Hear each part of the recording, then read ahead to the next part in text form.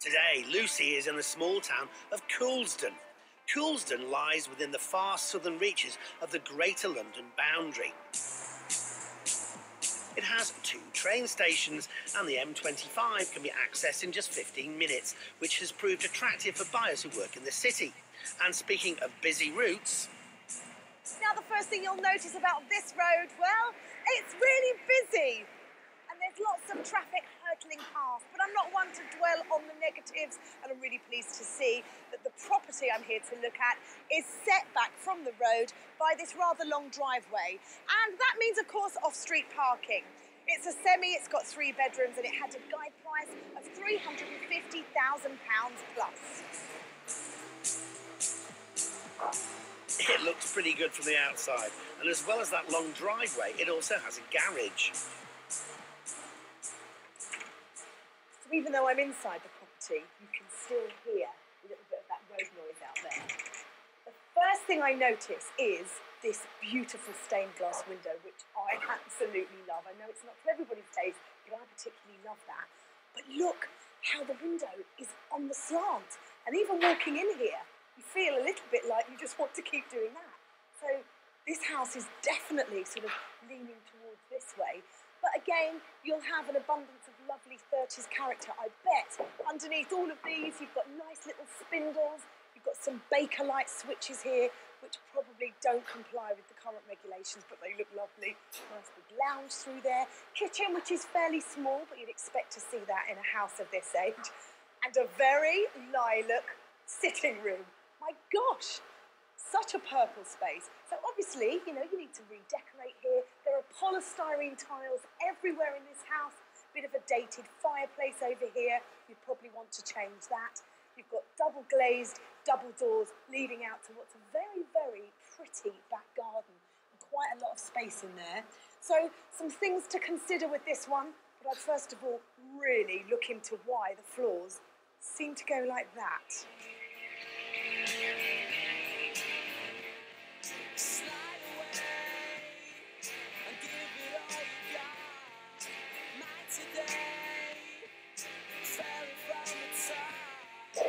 These telltale cracks and leaning walls are common signs of subsidence, which is enough to give anyone that sinking feeling.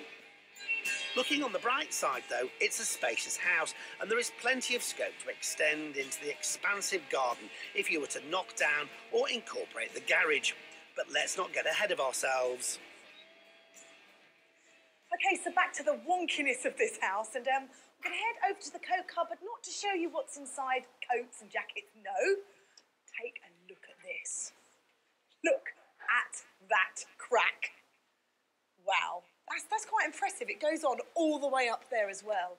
And they do say if you can fit your hand inside, look, I can literally fit my hand between the bricks in there. It's doubly, triply serious. So a lot of money is going to have to be spent to rectify that. Subsidence is definitely something to worry about here.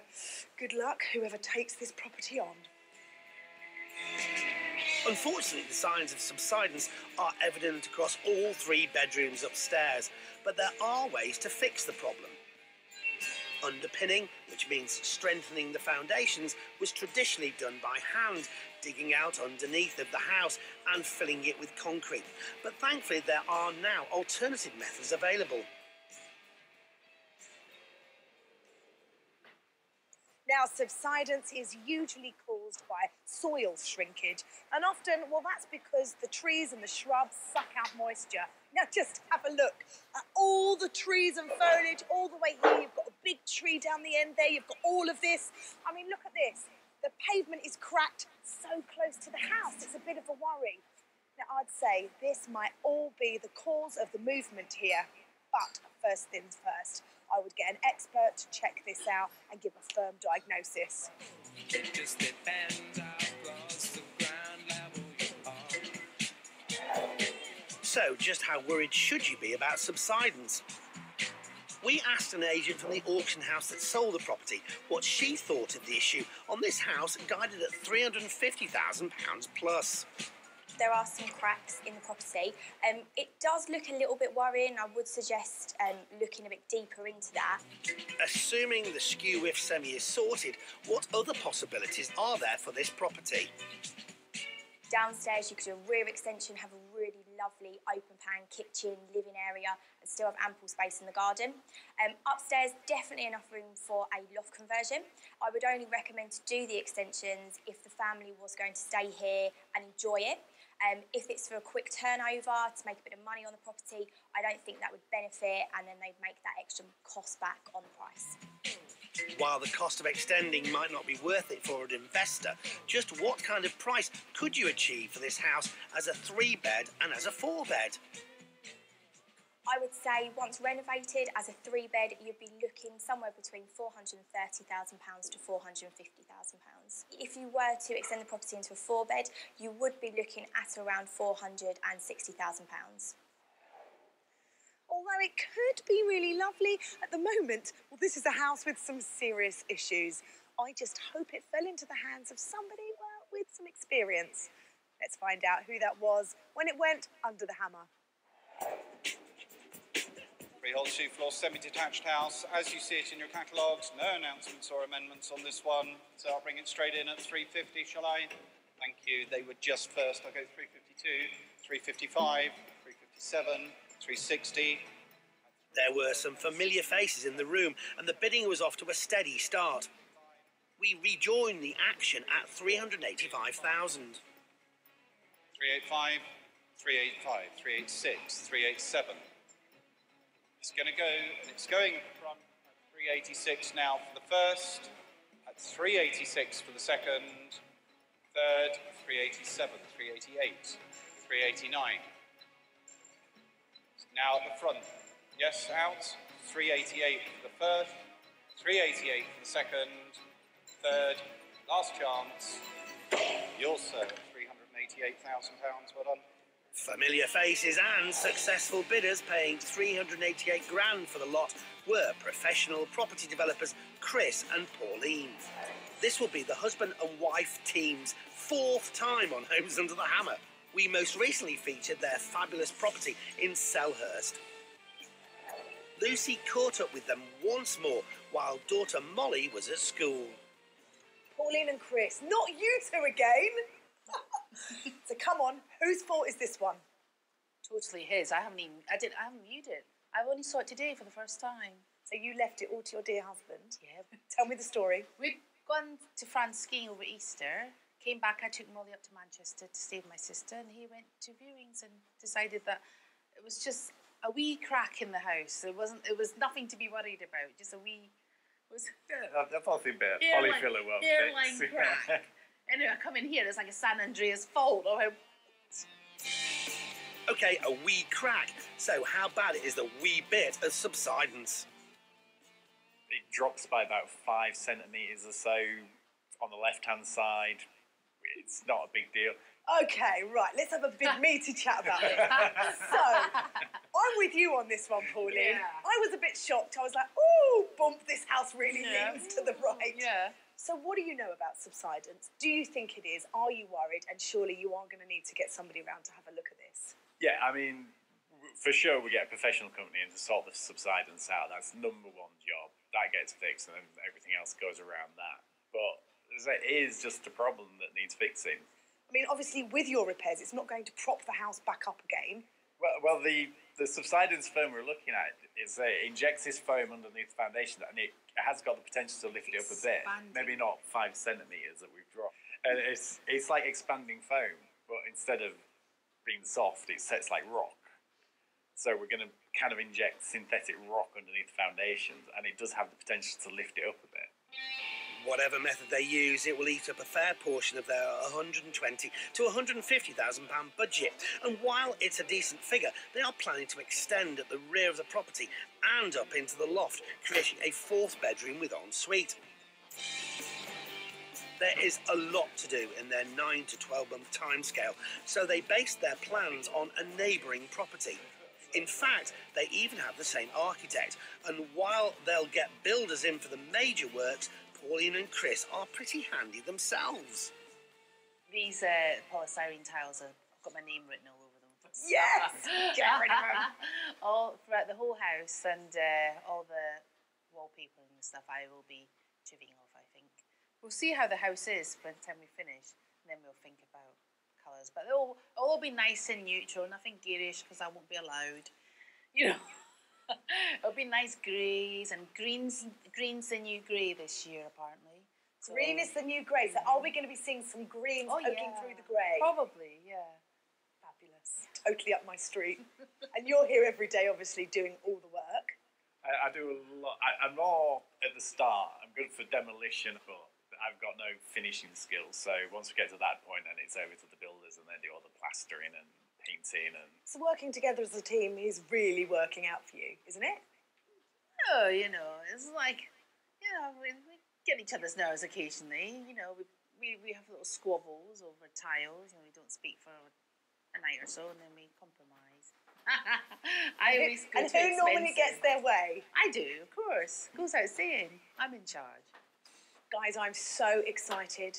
I'm desperate to find out, you know, the outcome for the subsidence. But good luck, both of you. And I'm really looking forward to seeing how you do this place. Lovely to see you again. So nice. Thank you. Lucy.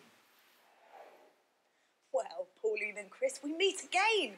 They are becoming Homes Under the Hammer frequent flyers. However, they've taken on something bigger and significantly more challenging.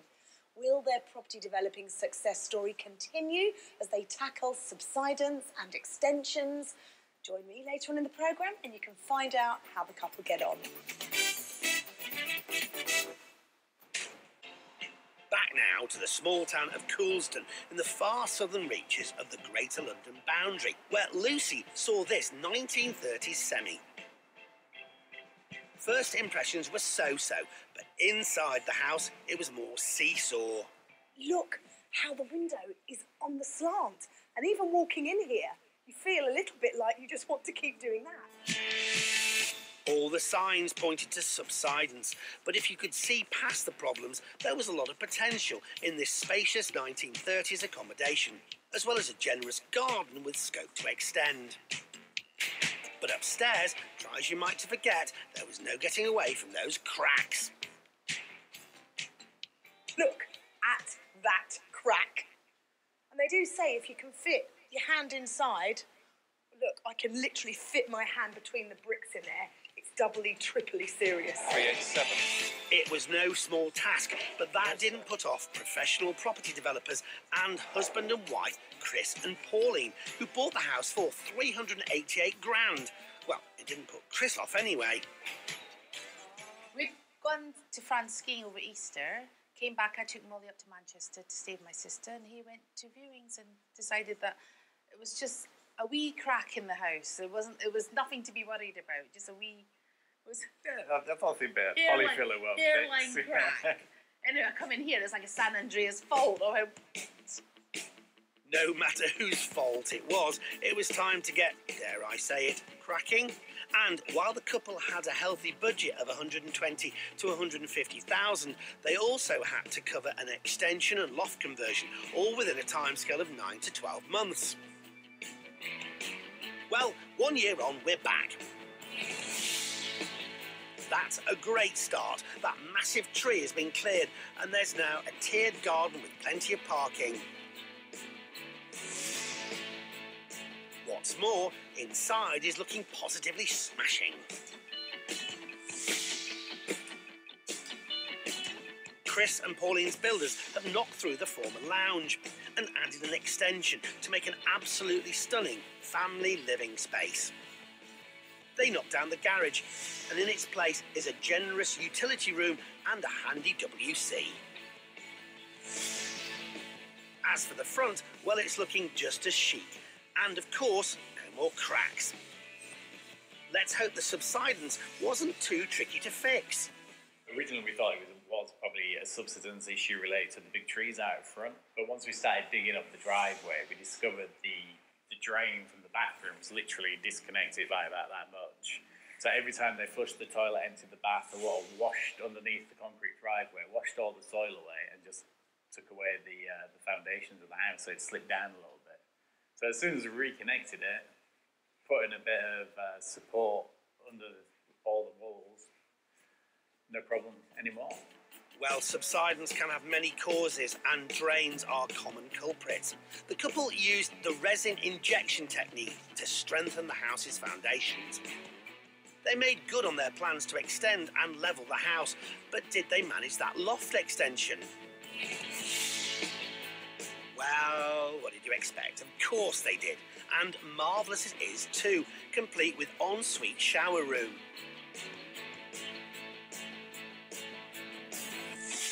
The rest of the bedrooms are just as stylish, thanks to Pauline's interior decor skills.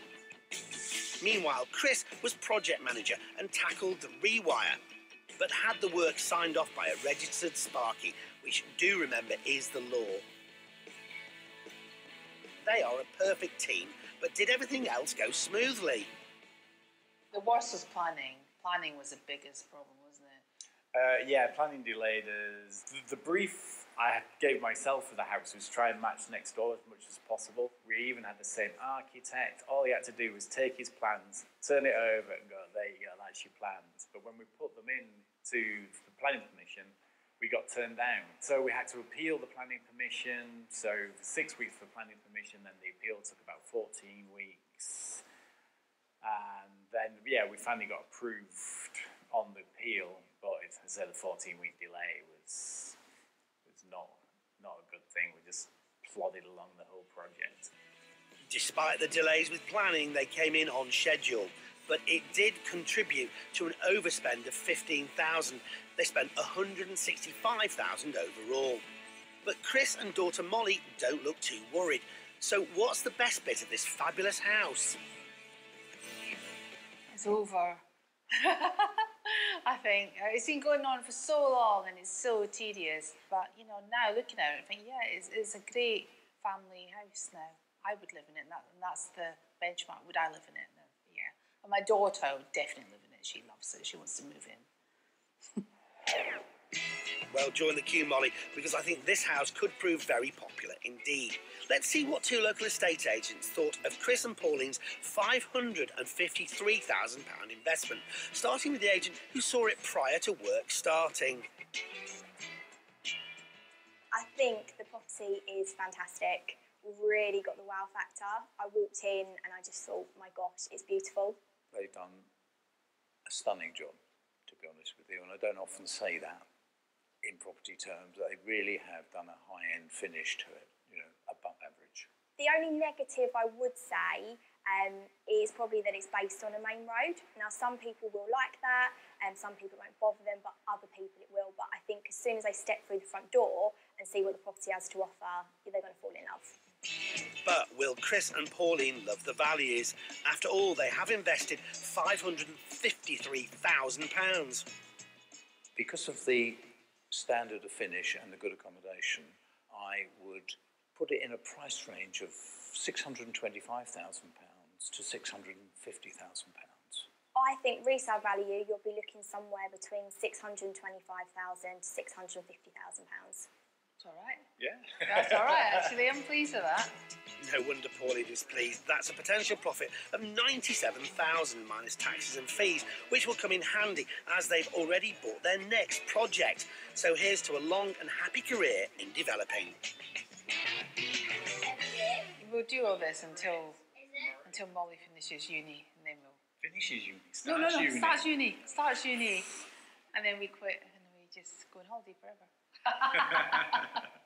Just the two of us. Yeah. No children.